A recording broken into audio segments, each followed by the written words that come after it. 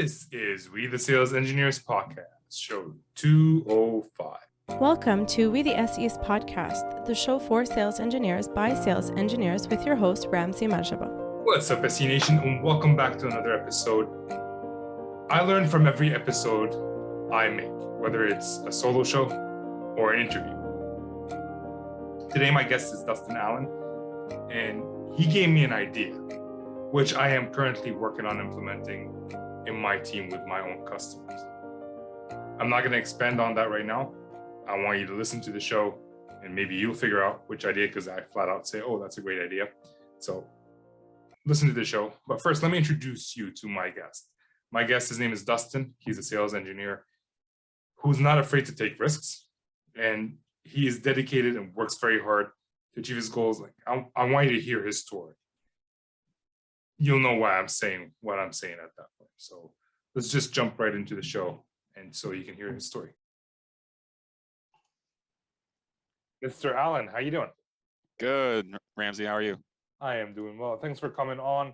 You're one of the few not in well, you're in software, but not in like SaaS based or like networking or security or. Correct. Not Yeah. IT, construction, non-IT. technology. Yeah. So I didn't know construction technology had sales engineers. Why would they need sales engineers for construction? Well, I work for a large company. Loaded question there, Ramsey. We have sales engineers across all of our software portfolios and hardware portfolios. We serve a lot of industries, and we kind of build and breed the subject matter experts, from our side, just troubleshooting people's softwares, and from a sales engineering side, helping the sales teams from a technical aspect demonstrate the software to a prospect. What's your educational background? So I have associates in fire protection and associates in drafting and design, and a project bachelor's in project management and administration.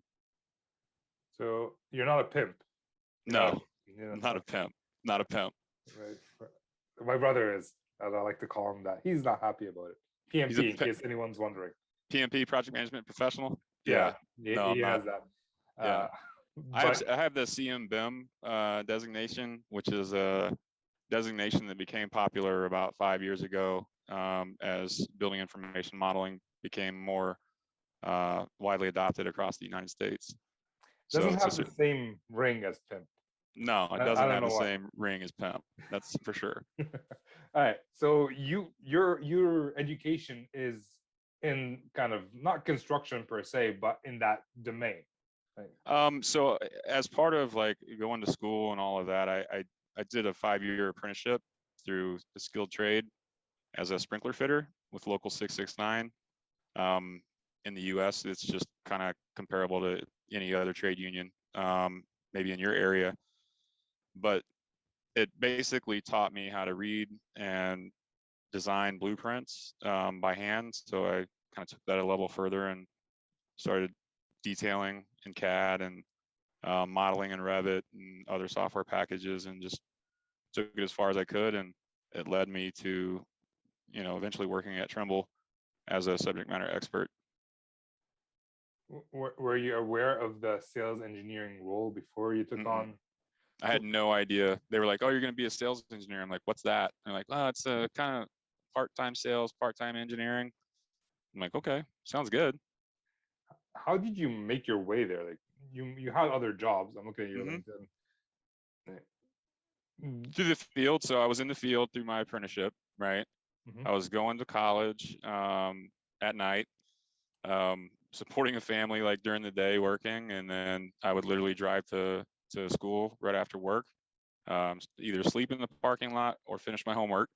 And then I'd go to school from 6 to 10 every night, 3 days a week, and did that for about 4 years, and got my another associate's in bachelor's. While doing that, I had exposure to the trades, right? Got involved with estimating, project management, detailing, and drafting based on my education. I was positioned to leverage a new software package at a company called North Mechanical in Indianapolis, Indiana. Had a lot of success with it. The provider, software provider, wrote a case study about me and my work. It was a long story short, saved a lot of money on a project, ran a lot of fabrication through a fab shop, and had a lot of success with installation. So kind of was the start of my social media presence and kind of the start of my exposure on LinkedIn and through industry groups and stuff like that. So as a subject matter expert with Siskiyou, it led me to a position with Trimble. Before we get there, I am curious, if you already had a job, why were you bothering going at night? Like, it's not easy. You asked me like why I do this or how I have time to actually do this, like the podcast and all that, and I can always do it in 5 minutes here, 5 minutes there. But you're actually taking time, 3 hours at night or so, 3 days a week, where you have these set times. You also have work. You have a family. Why did you have to go do it? I didn't have to. What drove you to do it? I would say opportunity, money, pride, and just not knowing, right?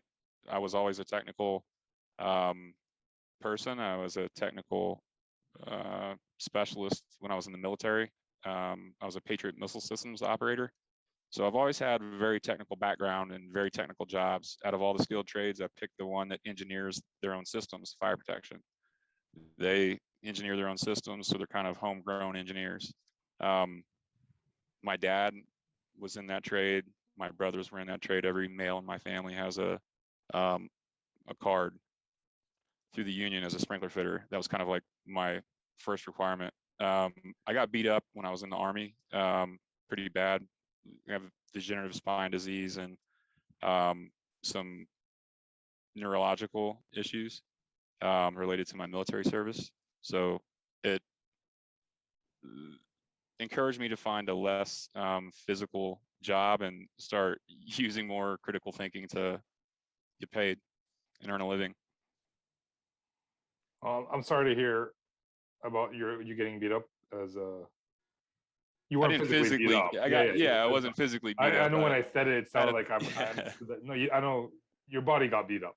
Yeah. Let's just put it that way. So I'm sorry about that, but I'm glad it pushed you to get to where you are. You mentioned that because you excelled at something and you started a social media presence. Do you think that's what got you noticed from Trimble? Why they reached out to you, or did you reach out to them? Yeah, so I had a relationship with some salespeople, and one of them that I was really close with was Bill Bradford. He's among the best salespeople I think that we have. Very devoted to the work and the industry, and has been around a long time. He encouraged me as the division grew. They had a need for technical experts to help demonstrate the software capabilities, and through Bob Carr's leadership, which is the director of sales for Trimble MEP for North America, for the Americas really, his strategy led to implementing and creating a position for a sales engineer across all of his products, right? That had a technical expert and a resource for maybe existing customers to use when they couldn't get support on the line, when they had an emergency, kind of like a fail-safe, like a safety, easy button. So were you a customer of Trimble? I was. Okay. I was. So you had a personal relationship. I tell a lot of people, like, the best way to get a job as a sales engineer is sometimes to work with your vendors and build a relationship, which is what you did, and that's great. So there weren't any other sales engineers in your company for anything else? No, there were, just not in our not for our specific product line. Okay. There weren't dedicated sales engineers. So through Bob's leadership, he decided to incorporate dedicated sales engineers for each region. And then there was some redundancy. So there was just basically, he made them global, kind of like you can go to any region, you're not bound to a region. So it was, in hindsight, it was a great move on his part because it let us float between regions because we all three had kind of a different specialty. Mine was piping. Another guy's was sheet metal, and one of my cohorts, Judy Miller, her specialty is electrical and piping and sheet metal, but her main focus is electrical. So, and then there were two. So the 3 positions were whittled down to 2 across the US, and have had some reorg since, but is really kind of, it's coming out to plan, having dedicated sales engineers to support the products. We'll be revamping that effort with our sales engineers as our divisions grow, because we have new and emerging technologies coming out that will, I think, require us to add additional sales engineers. When you say dedicated sales engineers, do you mean like, when I hear you say that, like, they weren't dedicated sales engineers, I'm imagining that they have another job and they do sales engineering on the side. Is that what you mean, or do you mean like? Yeah. So as a sales engineer, so our business looks at like sales engineering in 2 ways: solutions engineers or sales engineers, right? Just depends on what division you're in. Some sales engineers have, I would say, like a gatekeeper that basically schedules all their time and keeps them busy, kind of with demos, and kind of schedules their work for them. Sales engineering on our side is, make time to do all the demos, and then work with the existing customer base and make sure they're getting what they need, or the right level of support, or if somebody needs help, or there's an outlying issue or something that we were working on, and go tell them that we resolved it, right? So really just kind of go ahead. I'm just imagining like kind of one team being an inside sales engineer where they're just doing demo after demo for the customers, and then you have field engineers who have accounts, and you work with account managers more often. Do you have dedicated account managers, or? Yeah, we do have dedicated account managers. So the structure, I guess I should start there, is we have regional divisions, all right, and then I'm just thinking, I'm not sure if Trumbull would want you to share all that information. Oh yeah, you're right. I forget I was on a recording. Yeah. so we'll just leave it at that. But basically, you're a field sales engineer, and there aren't that many of you in there. So you mentioned earlier, like, you don't have kind of a. So I'm assuming you report to the sales director as well. I do. I do.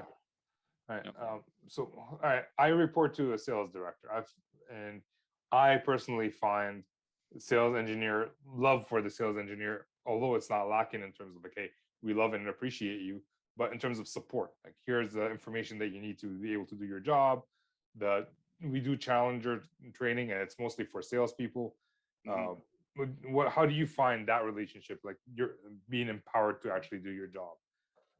I think that being able to report to Bob is giving me a lot of flexibility to kind of be a utility knife for our division, assisting when I have time on whatever needs the most attention or the most help. So I have autonomy with unscheduled time to go do whatever I want or work on whatever I want. We plan out, our quarter by a tea time, what my high level objectives are for the quarter, and then any low-lying fruit that he wants me to go, either content he wants me to create, or maybe a new demo, or a new demo model, or something like that, demonstrate a new workflow, or we have a lot of emerging technologies coming out that are cloud solutions that basically have given us the ability to leverage the data sets over the different portfolios or the different personas in a company. So there's a lot to be said about how cloud is changing our business, how migrating from perpetual licensing to SaaS has changed our business. We kind of followed suit with Autodesk a few years later, after they went to a subscription pricing model. Trimble and kind of the industry as a whole is followed. It's a very interesting topic, that moving from perpetual to subscription, because in many cases subscription is cheaper than perpetual.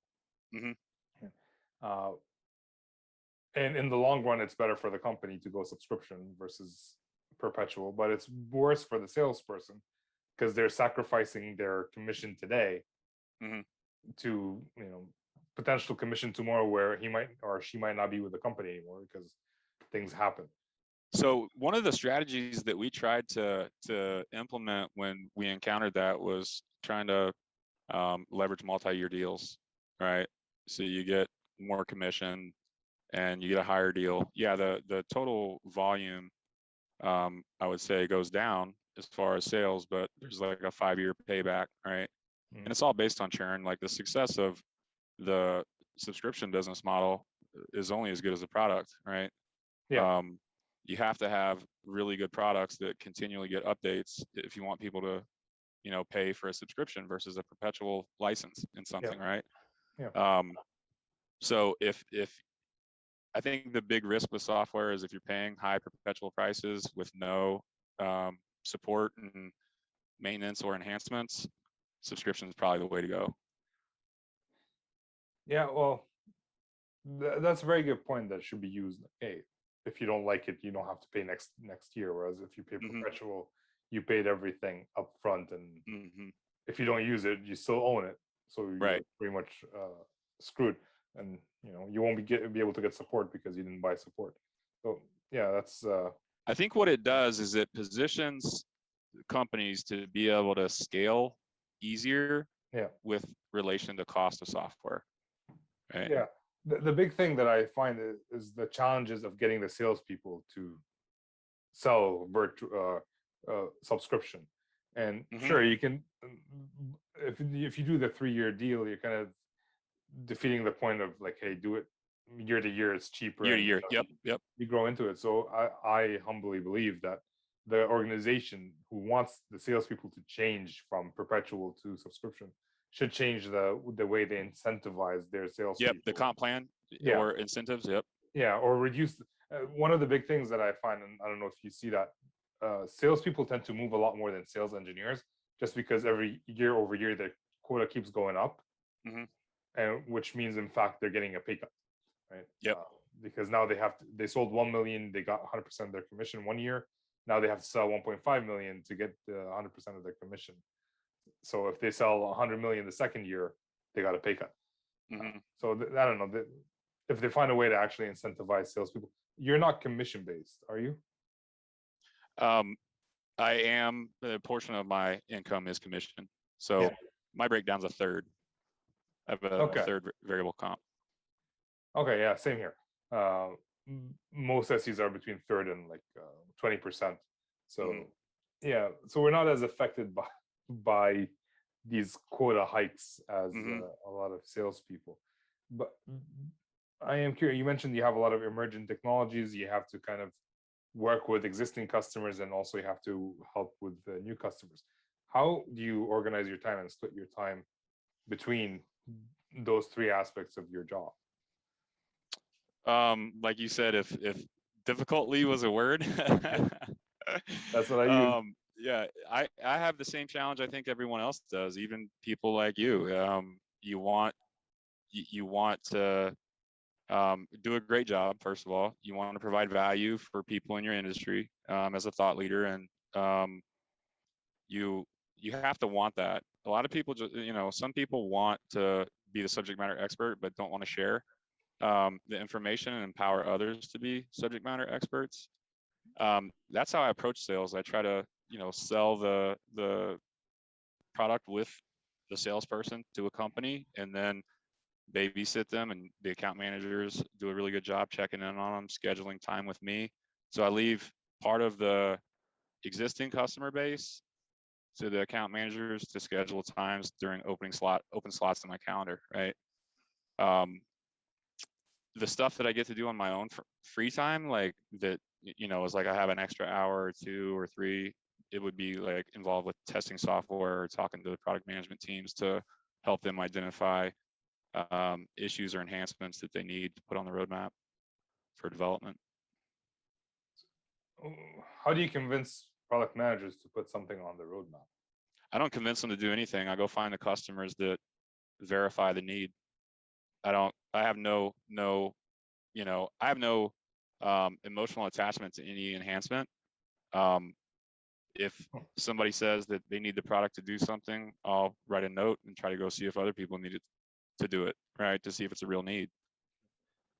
Sometimes I do have emotional attachments to specific requirements and features, mainly because I'm not going to say never. I mean, there are some that as a user, I was like, oh my God, that used to drive me crazy, and they still haven't fixed it.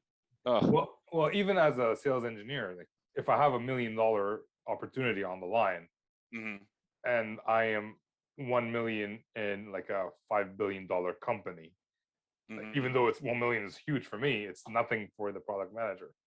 Right? Trying to get them to like, okay, but this is like, give me this so I can hit my quota and be done with it. Yeah, we don't build software to get sales, right? We talk to existing customers for all of our development needs. Like we don't develop to win business. It's not a good business practice, right?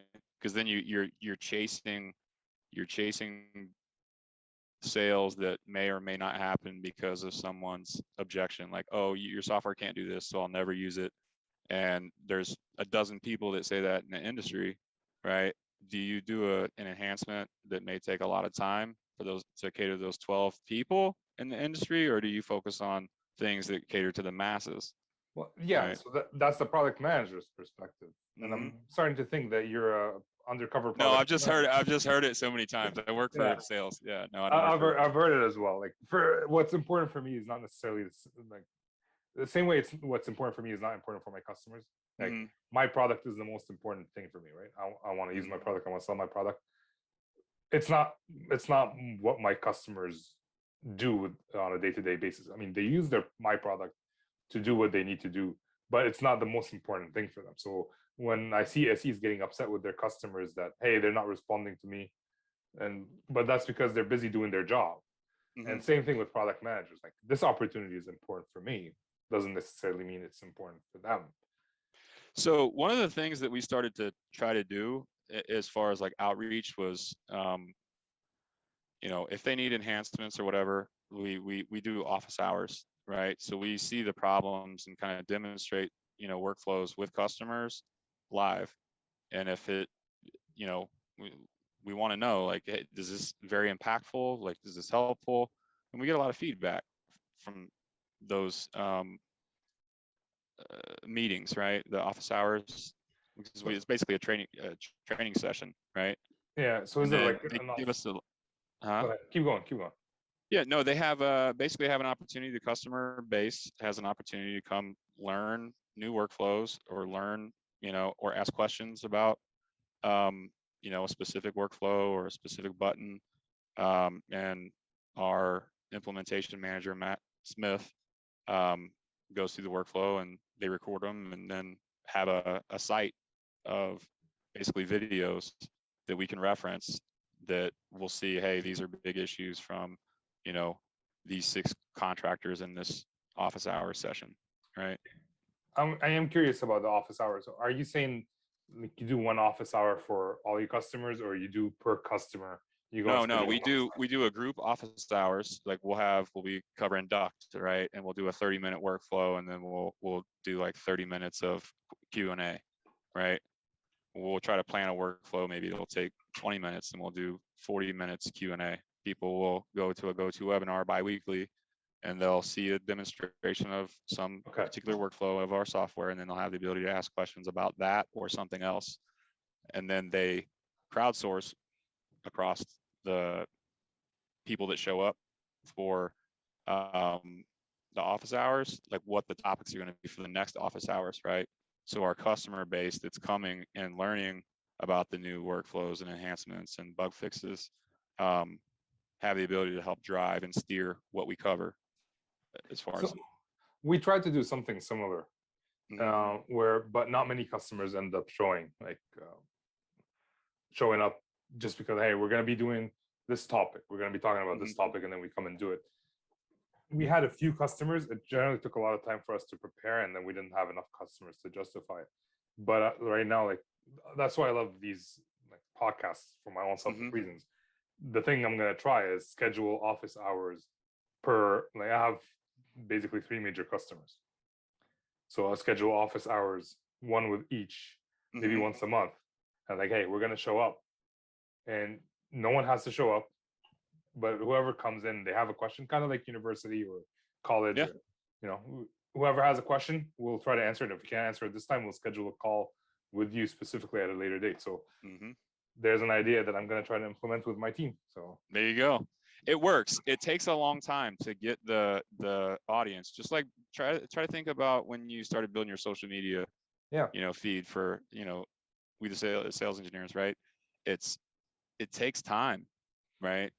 And you have to provide value. If you're not providing value, right, at least a little nugget of knowledge each episode, right? You're not going to bring people back.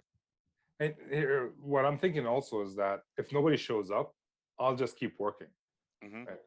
Whereas if I have a webinar and I do it, and think about this: if you convinced your customer to do a pizza party as a training session, and they did it over lunch, all they're out is pizza, right? And you get them to you get them to come in and listen to some workflows, talking about how your product automates some of their process.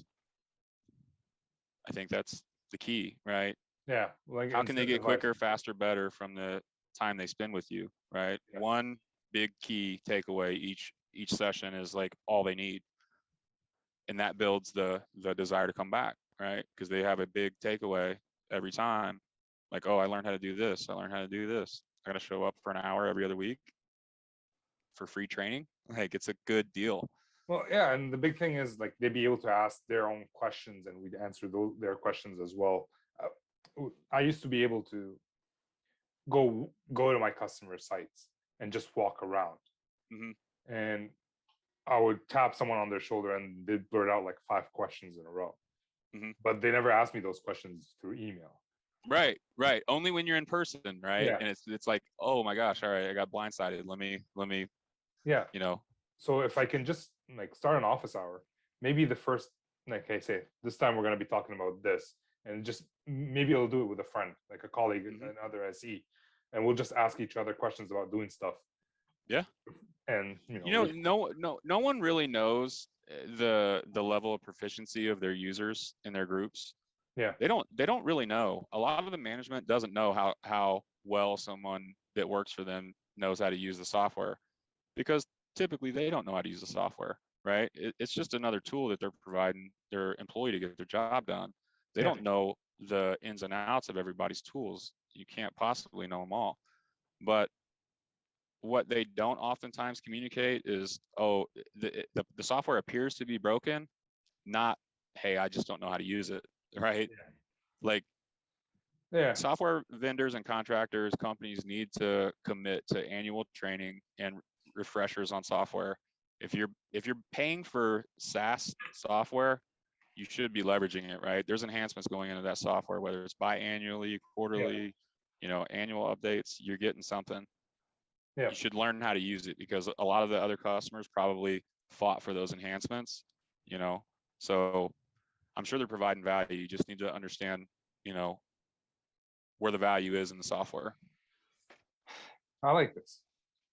All right, yeah. So here, before we jump into the not so fire round, I am curious, where do you see like your career taking you in terms of sales engineering with your current company? Like, is there room for sales engineer management role, or what are your thoughts around the future? My future at Trimble? Sure. Or just your the future of sales engineering? Your future in general. You don't have to specify. I don't think I'll ever get away in my career. I don't think I'll ever get away from the use of Siskiyou or the use of Trimble products. I'm very, very in tune with their workflows and their software. Even before I came to work for them, I was a power user. I was teaching at conferences, right? Be brave, be bold, build the relationships with these providers, take the time, let them ask you questions. If somebody's calling me to ask me, hey, how's your software? Take the time to tell them, right? Because if you don't like it, they can't do anything about it. Yeah, sometimes we get annoyed that people are asking questions because we think it's such a basic thing. Hey, this basic thing can open up a whole door for you with that specific customer. So be happy that people are asking questions. Right. You know that you're important if your software company is calling to ask you how the software is, performing for you, right? And as a manager, for any managers out there, I would try to help them understand, try to understand your users' level of proficiency with their software so you can help them get better and train product champions, right?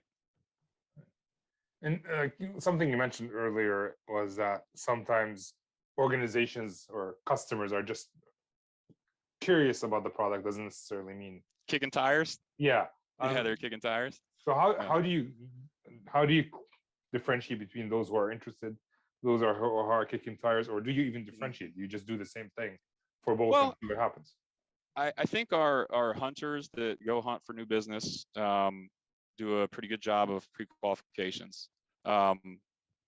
If I don't have a pre-qual and I get scheduled for a demo, that's the first thing I'm going to generally ask for is the pre-qual, right? Like, hey, what's the story, right? What are the issues? I had a meeting scheduled a couple of days ago and I said, hey, what's the opportunity here? And like, I don't really know. Let me go talk to the account manager.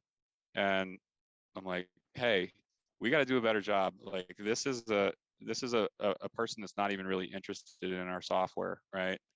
And this other package that they are interested in, we don't even sell it in our division. So it's not really a good fit for us. But he was new, and it's all a part of getting those new account managers acclimated, right? Setting the standard, setting the stage, right? This is your job to figure out their problems so I can build a story around how to solve them. Yeah.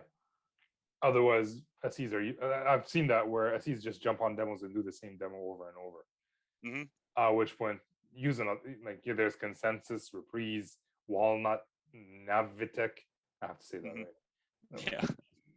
Yeah, you're almost a robot at that point too. It's like no emotion. Is just like redundancy. It's just like, you got to tell compelling stories that solve business issues, right?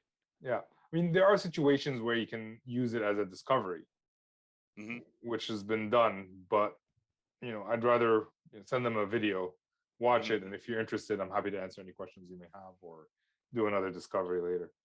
Yeah. It's, hold on, buddy. Come here. Come say hi to Ramsey. So this is the benefit of he's gonna be on a podcast. Come say hi. My youngest guest so far. Hey, how you doing? Yeah, this is. Which one are you, Mason? This is Mason. Mason, which one are you? Yeah, I've got How 5. many do you have? I have 4 boys and 1 girl, and so this is my little buddy. He comes and checks on me all the time. This is Mason. He's always coming up here to knock on my door. What are you doing? So say hi. Say I gotta go, Ramsey. Yeah, man. All right. It's nice to meet you. Awesome. All right. Well, on this happy note, let's move on to the not so fire round. All right. Because I have no idea what we were talking about before I got distracted. Yeah, I did too. That's the fact of the world we live in today. So. Oh yeah. It's good. All right. Question number 1 of the not so fire round. What do you love about what you're doing today? The exposure that I have to like the engineering side and the customer base, being a resource for the customers and solving problems and giving them somebody to call when they're in a bad situation, right? I've never rejected a phone call outside of work hours. My wife gets irritated with that sometimes. But she knows that it's just how I care. It's how I show care to the customers and the business. Solving contractors' issues and problems is what drives me. Nice. What would you change other than not getting calls outside of work hours? Oh, what would I change? There's so much. Where do I start? No, I'm just kidding. I would try to make sure that the account managers, the sales personnel, and everyone understands each other's role. That's hard sometimes to understand, like, this is why I need you to do this for me, and this is what you're going to get in return, right? If I do a bad job at serving our customers, right, somebody's going to find out, right? If you would do a bad job serving me, like the only person that finds out is you, right? I have to convince account managers to do a good job, right? Not account managers, but the outside sales guys, doing the discovery calls and, recording the critical business issues that I'm trying to solve. Yeah. Leverage your role, right? And leverage each other's role, right? Put the work on them, right? The people that are supposed to be doing it need to be doing it, right? That's how it works. If people take on, if I'm a salesperson and I have to do or choose to do all my own sales engineering, and I'm not a super technical expert, I may say the wrong thing or, not know how to use the tool, right? When you have the higher the technical aspect of the demo, the more an SE should be involved, right? Yeah, it's funny. Like I've worked with a bunch of SEs where they get involved in a deal a little bit too late, Mm-hmm. and then they have to backtrack and fix everything that was done before they joined. And if they lose the deal, it's still their fault. Or how often do you hear like, oh, yeah, the sales guy says, yeah, our software does that. And they get to the table and you're like, oh, well, no, we don't actually do that. We kind of do it, right? Yeah. No, and it's like you're backtracking, right? It's not a good way to set the stage in a demo. That was an interview question that I got in my first SE role. What do you do if your salesperson says something that's incorrect? Like that's how important this is. Like knowing how to deal with that. I got it in my first interview question. Yeah, and you don't say, "Oh, he doesn't know what he's talking about," Like sometimes it's hard to right. You don't ever put anybody on blast, right? Well, my manager said you say like, no, that's not how it works. He didn't say that they don't know what they're talking about, but be very decisive. Right. No, that's not how it works.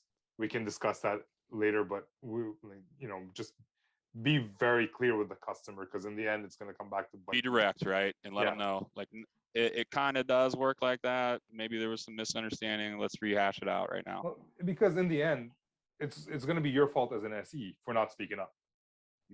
So yeah, no, it's very important. But I like that. Leverage each other's roles. Like basically make sure that they do their job so you can do your job.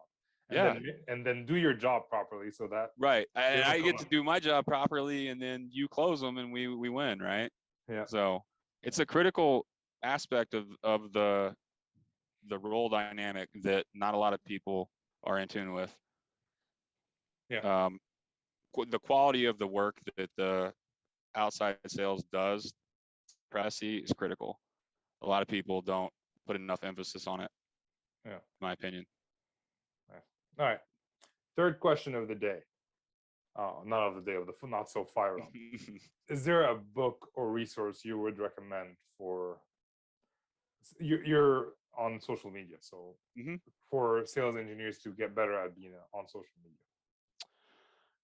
Like Patrick Pasang's book, because I've already so I like the book Dave Epstein wrote, Range.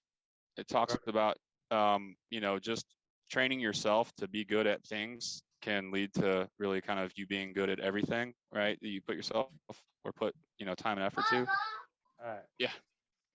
We're back to recording. My kids barged in on me, so I actually paused it by mistake. It would have been good interaction, but you were talking about Range. Training yourself to be good at something makes you better at almost everything. Is that well? And just being a generalist, like trying to understand, maybe perspective, not trying to push too hard, right? There's a lot of messages in the book. I think it's a really good book that just talks about, if you push too hard, you're not going to get what you want. You need to kind of let people develop on their own and try to be the guiding force that just is there saying, hey, I'm going to be there for you. If you choose not to do this, you choose to do it. I kind of look at it as like, that's my role as the sales engineer. Like if you're going to, participate, that's great. I'll help you. If you're going to become a customer, great. Welcome to the club, right? It's now the journey begins. So I think that's kind of the message that I pulled from the book. At least it resonated with me the most. Okay. Arranged by, sorry, who was it again? Epstein. Epstein. Okay. All right. Last question of the not so fire round. Is there a habit you're working on today to improve either in your personal or professional life? Work-life balance is the habit that I'm trying to always work on. I would say I'm as committed as they come. That's what my wife would say. You're about as committed as an employee as, there is. So I like solving the problems. So it's kind of like my hobby, right? Like I'll instead of watching TV, I'll be working on my computer, right? Trying to figure out an issue or solve somebody's problem. Or I'll just binge watch for a weekend, right? Catch up on everything else that I need to from the week. So binge watch more TV and work less to have a better work-life balance. Okay. That's such an easy fix. Right? Just can you schedule your computer to turn off on its own? Can I? I wish. I wish my wife's going to turn the power off to the house eventually. There should be a software that will enable you to just turn off the laptop or computer at a certain time. And that will force you the family time. Yeah, and like if it's an emergency and you really have to work, you can just turn it back on. Mm-hmm. But usually it's that prompt that like, okay, yeah, it's late. You go upstairs. I get busy because I live in Eastern time zone, and I serve customers in Western time zone. Yeah. And even Hawaii and Australia. So you never know when you're going to get hit up from my perspective as a global resource. So we have people in Dubai that use the software. So it's just, you never know. Yeah. All right. I never asked this question before, but hey, let me ask it today. Do you have any questions for me? Yeah, I already asked it. You told me you have the same challenge, right? Managing time and, things you're passionate about. Yeah. Yeah. Obviously, I have my kids kind of help me out with that one. Mm-hmm. They just right. They let you know. No, it's time, right? It's time, Dad. Although they're early today. Are they? Okay. All right. Where can people reach out and connect with you? LinkedIn's probably the easiest way, or Dustin_Allen at Trimble.com. Nice. All right. Thank you, Dustin. Thanks, Ramsey. I appreciate it. Thank you for your time as well. Pleasure. All right. Have a good one. Thank you for coming on, Dustin. I love the chat. Dustin and I chatted a couple times since then, and I love talking to the guy. He inspires me. I know some people have actually said to me, like, you're the hardest working SE. I don't know if that's true or not. I know I do work hard, but he's inspired me to even work harder, smarter, faster, more efficiently, just to get the things that I want to get done. One of these things, the achievements that I'm working on, is right on the horizon and will be launching very soon. I will get into more details later, but for now, I want you to know that I'm working on something that will help every SE who thinks that they need help or knows that they need help, whether it is to become SEs or get better at their role, just so they can achieve their own goals. Sign up to the newsletter, readthesalesengineers.com, because I'm going to share that information over there first. I'm really excited about it, and I hope you guys get excited about it as well. And I will see you next time. Peace. Oh, actually, for myself, this is Ramsey signing off. So.